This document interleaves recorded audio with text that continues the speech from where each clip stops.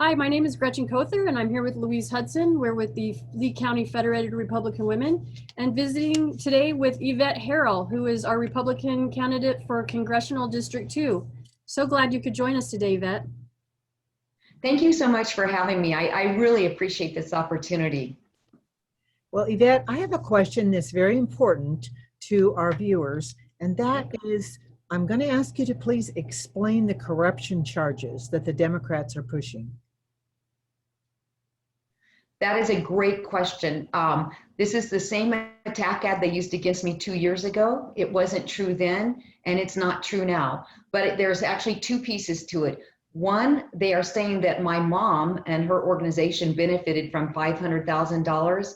Let me just make sure everybody understands. As a state rep, I worked with my colleagues and brought capital outlay money back to our community. Capital outlay is money that the legislature has kind of at their disposal, but it's requested by various communities and counties. The county or the government entity brings a request to the legislature, and then we try to fund those projects. Sometimes it's police cars, it might be infrastructure, it could be equipment, it could be to rehab buildings. So myself and 4 of my colleagues worked with our county commission in Alamogordo. They had requested $500,000 to restore an old building that was actually on the historical register and turn it into our museum. We worked collectively, we did that, and we were able to bring those funds back to Alamogordo, which now that museum is our pride and joy in our community, but it was a capital outlay request. They're somehow dropping the decorum of campaign advertisements and bringing my mom into this, and it's really an attack on my family and our family's integrity. But this was simply a capital outlay request put in by the county commission that 4 of my colleagues and I worked on and brought money back to this community, the community of Alamogordo, for that project.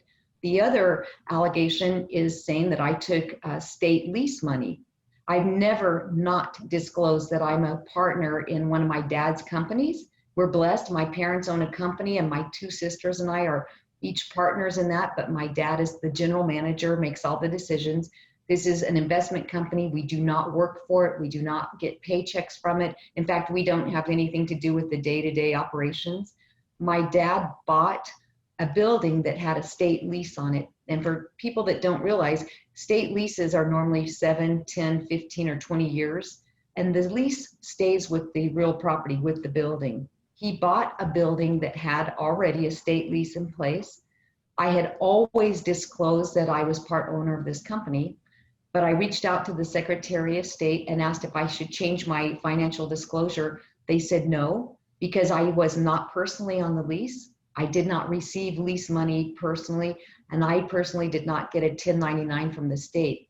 No problem. The building got sold. We haven't owned it in years. He hasn't. But all of a sudden we get to campaign season and they start saying that I somehow pocketed this $400,000 myself. Nothing could be further from the truth. It's again, it wasn't true 2 years ago. It's not true now. I called Maggie Toulouse-Oliver's office and said, do I need to do something different? She had me refile just an amended statement and sent me actually I have an email from her office that says, no further action is necessary. There was no investigation, nothing was done. And I can assure everybody, people know I've served with integrity and honesty. And if something like that was true, number one, I wouldn't even be able to run for office.